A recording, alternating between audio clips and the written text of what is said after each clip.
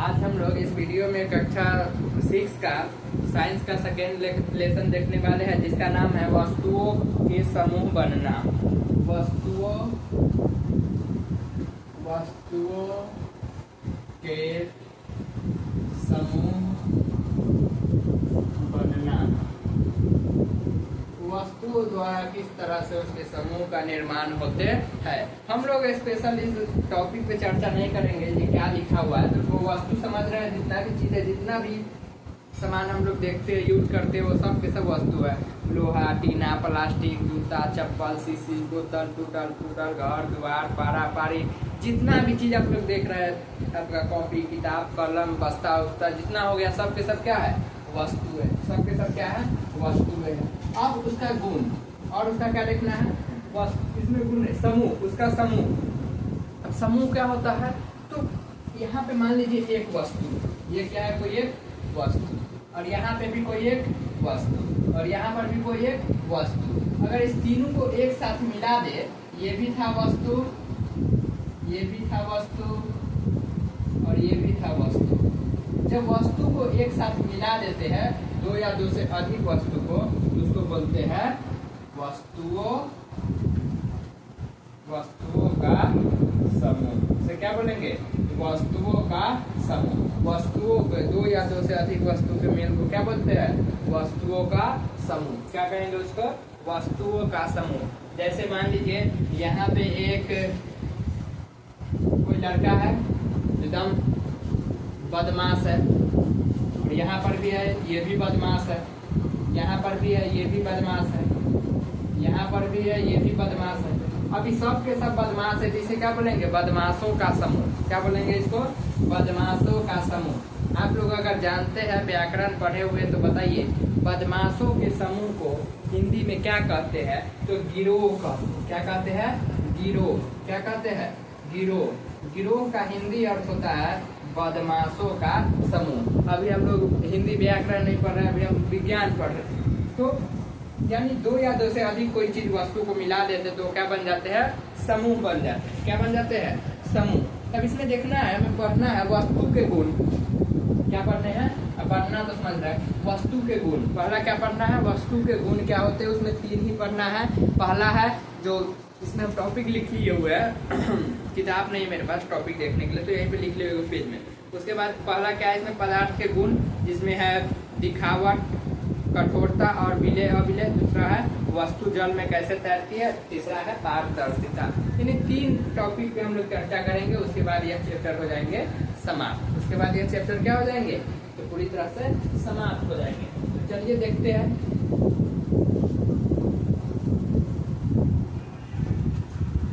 अब पहले है वस्तु के गुण।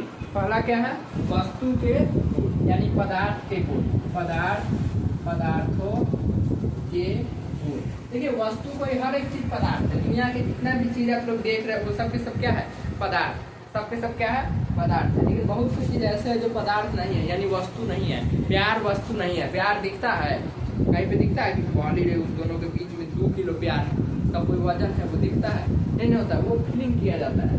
वो सब वस्तु नहीं होते, वो पदार्थ नहीं होते। अब देखना है पदार्थ के गुण। अब क्या देखना है, पदार्थ के गुण। तो पहला है इसमें दिखावट। देखिए ये क्लास 6 का है, तो इसमें 6 से कितना न बताया जाएगा कि एकदम छोटा लेवल से क्या होता है कि यहाँ पे क्लास 6 से ही शुरू होते हैं, 6 क्लास से विज्ञान शुरू होते हैं। तब एक ही बार में दे देगा वस्तु के, जब किसी वस्तु पे सूर्य का प्रकाश पड़ता है तो इलेक्ट्रॉन उत्सर्जित होते हैं। अब हो गया, बच्चा को ऊपर से चल जाएगा, 10वां तक ऊपर से चल जाता है। 12th वाला भी जल्दी नहीं समझता है। अब सोचे बोल देगा ऐसे नहीं बात की बात, अब ले, अब कहेगा हमारे से न पढ़ाएगा तो चल तो हम। इसलिए एडवांस लेवल नहीं, इसमें एकदम बेसिक चीज सब समझना है क्लास 6 में। पहला है वस्तु के गुण, जिसमें पहला है दिखावट। पहला क्या है, दिखावट। अब ये दिखावट क्या होता है, जैसे हम आपको दिखाए आम। क्या दिखाए, आम।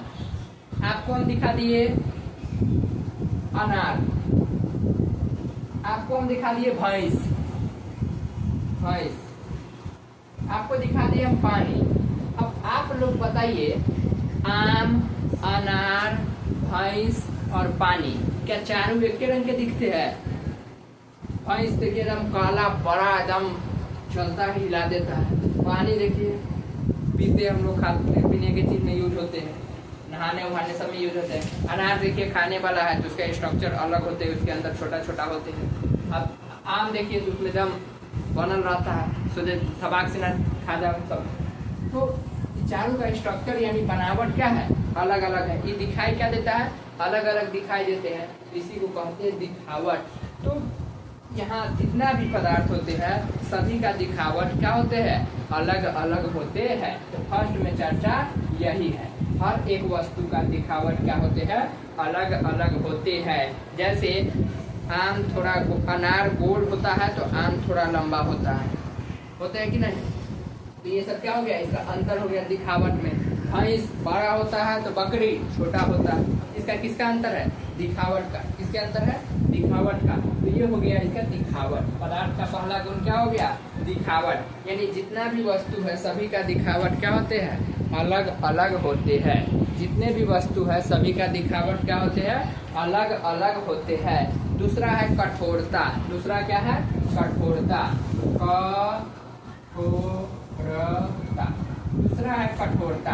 अब ये कठोरता क्या होता है, तो कोई चीज देखिए, जैसे हम आपको कहे कि आप पानी को लेते हैं, पर हम किसको ले लेते हैं, पानी को, और दूसरा लेते हैं हम लोहा को। दूसरा किसको लिए, लोहा को। अब हम आपको कहे, आपको हाथ से उसको तोड़ना है, हाथ से क्या करना है, उसको तोड़ना है, उसको गीच देना है। गीचना मतलब हाथ में भाग उसको पूरा खचता कर देना, चपटा कर देना है एकदम।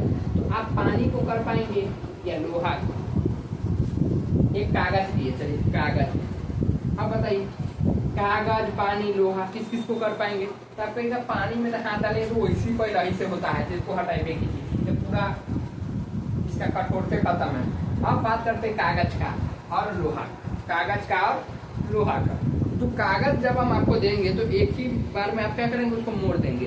लेकिन बताइए आप लोहा को मोड़ पाएंगे, नहीं मोड़ पाएंगे। क्यों, क्योंकि लोहा की कठोरता ज्यादा होती है और कागज की कठोरता कम होती है, बहुत कम होते हैं। तो जिसका कठोरता ज्यादा वो रहेगा मजबूत और जिसका कठोरता कम वो रहेंगे कमजोर। अब ये आप लोग स्वयं भी निकाल सकते हैं। जैसे हम आपको दिए कि,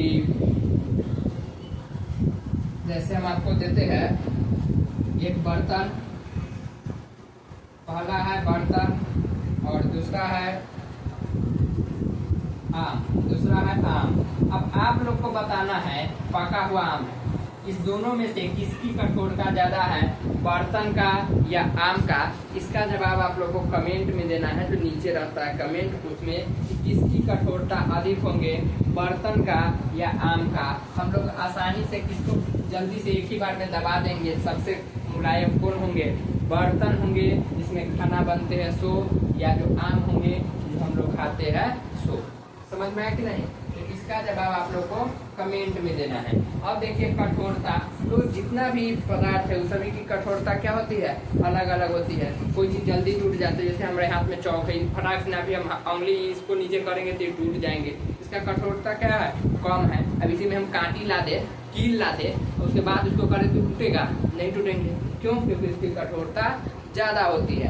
ये दूसरा गुण क्या हो गया, कठोरता। तो कुछ पदार्थ ऐसे होते हैं जिसका डेंसिटी यानी जो घनत्व होते हैं वो ज्यादा होते हैं। घनत्व क्या होते हैं वो अलग बात होते हैं, वो छोड़िए दीजिए आप। ऐसे जान लीजिए कि जो आसानी से टूट सके, आसानी से मुड़ सके, उसकी कठोरता कम होंगे, और जो पदार्थ आसानी से न टूट सके, आसानी से न मुड़ सके, उसकी कठोरता ज्यादा होंगे। अब दूसरा है, इसमें तीसरा है विलेय अथवा अविलेय। विलेय अथवा अविलेय, तीसरा गुण है विलेय अथवा अविलेय।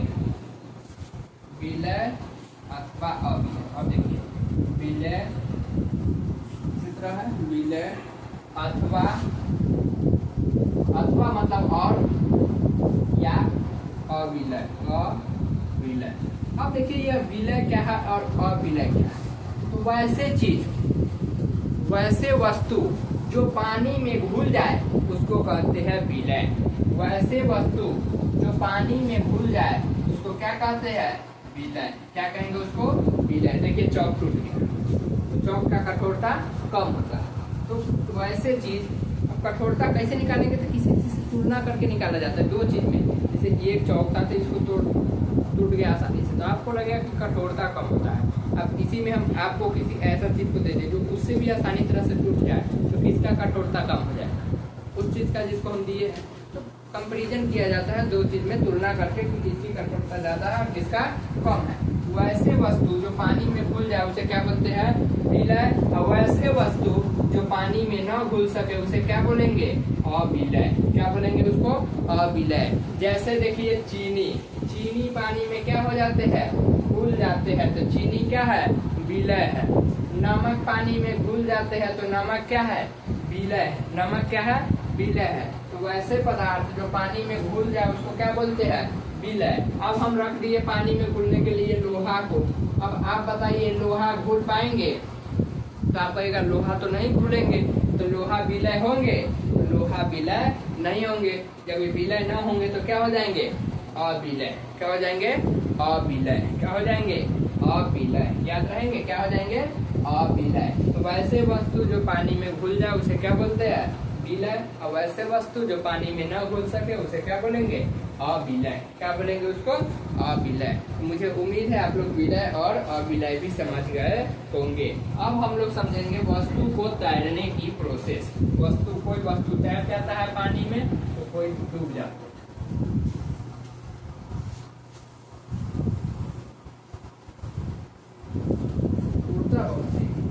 कोई वस्तु पानी में तैर जाते, वस्तुएं जल में तैर अथवा सकती है। वस्तुएं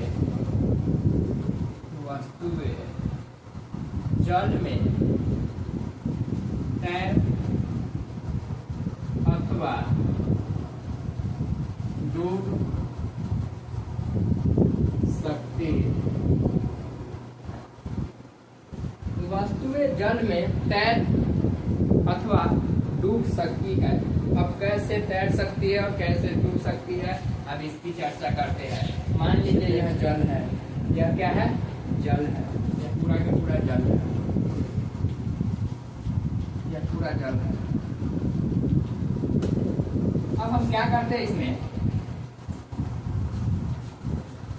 मान लीजिए हम इसमें कुछ तैराते हैं, इसमें हम एक कील रखते, यह कील है। अब आप बताइए यह कील तैरेंगे या डूब जाएंगे पानी में, तो आप कहिएगा डूब जाएंगे। क्या हो जाएंगे, डूब जाएंगे। लेकिन एक बहुत बड़ा जहाज है जो पानी में क्या करते हैं, तो तैरते रहते हैं। वो पानी में क्या करते हैं, तैरते रहते हैं। अब किस नियम पे तैर रहे होंगे, अब इसके लिए कोई नियम होंगे। तो नियम ये है कि जो वस्तु अपने भार से, यानी कोई भी वस्तु का कुछ वजन होते हैं, आपका भी कुछ वजन होंगे, जो वस्तु या जो व्यक्ति अपने भार से ज्यादा वजन पानी को हटा सके, यानी अपना उसका जितना वजन है, मान लीजिए आपका वजन है 50 के, आपका वजन कितना कर दिए हम 50 के, और आप चले गए जल में। आप कहाँ चले गए, जल में, और जल में चले गए पानी। देखिए तैरने के समय देखिएगा, तो जब तैरता है तो वो क्या करते हैं, हाथ से पानी को हटाते हैं। पानी को क्या करते हैं, हटाते हैं। तो मान लीजिए आप पानी हटा दिए 55 के, इतना पानी को तैर के हटा दिए 55 के। पैर भी मारता है, पूरा देह भी देखिएगा तो कुछ पानी देह भी हटा लेते हैं। उसके बाद हाथ से वो करते हैं तो बहुत पानी हटता है, और उसके बाद वो पैर भी मारते हैं, इससे क्या होता है, उसका पानी हटने लगते हैं। तो वो पानी कितना हटा दिए, 55 kg। अब आप बताइए यह व्यक्ति तैर पाएंगे या डूब जाएंगे, ये व्यक्ति तैर पाएंगे या डूब जाएंगे। वस्तु या जो भी ये थे 50 kg पानी इसका वजन था, और 55 kg पानी को हटा दिया, इसलिए ये नहीं डूबेंगे। ये आदमी आप क्या करेंगे, मान लीजिए आपका वजन 50 kg था, 15 kg पानी को हटा दिए, 15 kg बोल रहे 55 kg, तो आप आसानी से क्या करेंगे, उसमें तैर पाएंगे। आप आसानी से क्या करेंगे, तो तैर पाएंगे, आप आसानी से जल में तैर पाएंगे। लेकिन मान लीजिए ये आपका दोस्त है कल्लूराम, आपका दोस्त का नाम क्या है, कल्लूराम। अब ये कल्लूराम का वजन है 30 किलो। कितना किलो है, 30 किलो। कल्लूराम का वजन 30 किलो। अब ये क्या किया, जल में गया तैरने, ये वजन, ये पानी हटाया 25 किलो। ये कितना पानी हटाया, 25 किलो।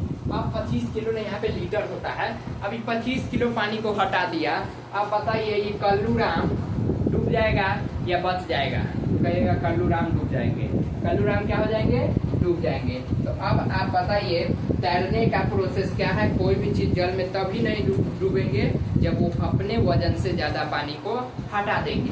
भैंस को देखे होइएगा, बहुत से लोग क्या करते हैं, अपने भैंस को ले जाते हैं पोखरी में, पोखरी बोलते देहात में, पोखरी में उसको नहलाने के लिए। अब भैंस को देखेगा एकदम मजा से उसमें नहलाता है और डूबते भी नहीं। भैंस कभी भी पानी में डूबते नहीं है। अब क्यों नहीं डूबते हैं? भैंस का जो नीचे का स्ट्रक्चर होता है ना, भैंस ऐसे रहते हैं, ये पैर इसका, ये जो भाग है ना, ये वाला बहुत ज्यादा भाग होता है। और जब ये पानी में उतरते हैं काफी ज्यादा पानी को हटा देते हैं एक ही बार में। इसका जितना वजन होता है ना, उससे ज्यादा पानी को हटा देता है। नीचे जो स्ट्रक्चर एकदम गोल रहता है वो पानी को हटा देते हैं। और आप लोग पढ़े होइएगा गोल चीज में ज्यादा समाता है। कोई भी चीज मैथ में पढ़िएगा कि जो भी चीज वृत्ताकार होते हैं उसमें कम बताएगा क्षेत्रफल, लेकिन आता ज्यादा उसी में। त्रिभुज में ज्यादा क्षेत्रफल बताएगा, आता कम में उसी में। यानी घाटा हो जाता है त्रिभुज वाला में, फायदा होता है वृत्त वाला में। यानी अगर आप जमीन खरीद रहे हैं तो त्रिभुजाकार जमीन खरीदिएगा ना, तो नाप दिया कि 1 कट्ठा, लेकिन वास्तव में अगर वो मान लीजिए आयताकार या गोल रहता तो 1 कट्ठा नहीं पुरता, 1 कट्ठा से कम पुरता। समझ में आ रहा है? लेकिन यानी वो कोई भी चीज गोला रहता है उसमें ज्यादा चीज समाहित होते हैं। तो उसका जो पेट एकदम गोल रहता है तो ज्यादा पानी को क्या करते हैं? हटा देते हैं। और भैंस डूब नहीं पाते हैं, कुत्ता नहीं डूबते, बकरी नहीं डूबते। क्यों नहीं? कोई जानवर जल्दी डूबते हैं तो उसका जो स्ट्रक्चर होते हैं, उसका बनावट वो इस तरह से होते हैं जिस कारण से वह डूब नहीं पाते हैं। समझ में नहीं?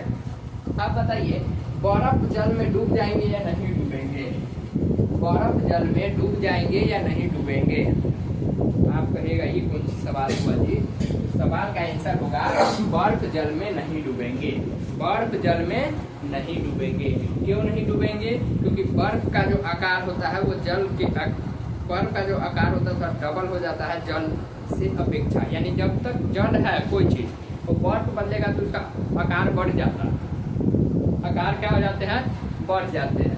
अब आकार बढ़ गया जिस कारण से वो जल पे तैरने लगते हैं। यानी जल में उतना पानी को हटा देते हैं जितना इसका वजन होता है, इसलिए कुछ भाग दिखता रहता है। तो आप में से जो चीज नहीं, जिसको लग रहा होगा कि ना बर्फ डूब जाएगा पानी में, आप लोग ऐसा करके देख लीजिएगा। 1 डोल पानी भरिएगा, उसमें बर्फ डालिएगा, देखिएगा बर्फ ऊपर ही रहता है।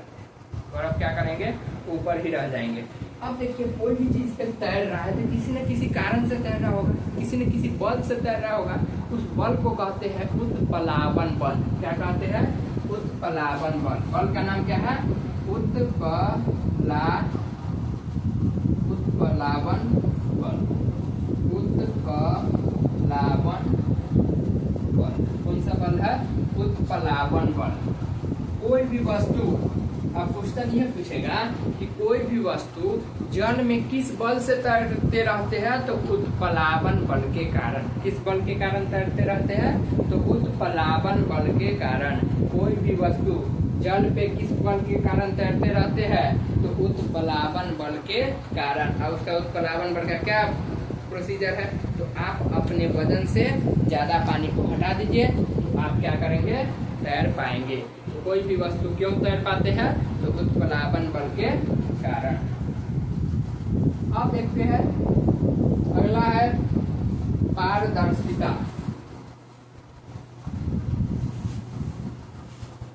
पारदर्शिता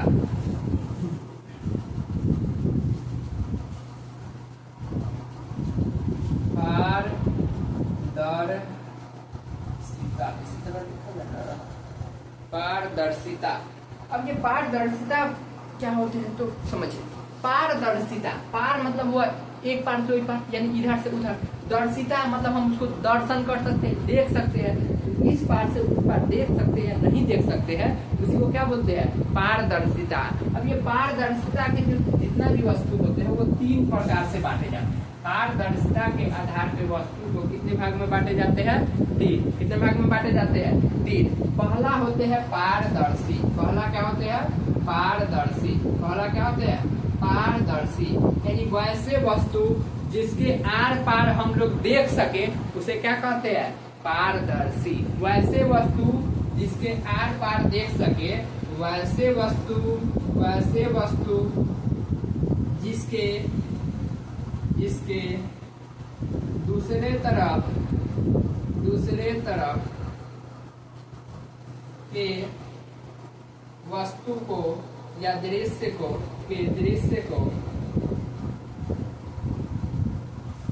देख सके,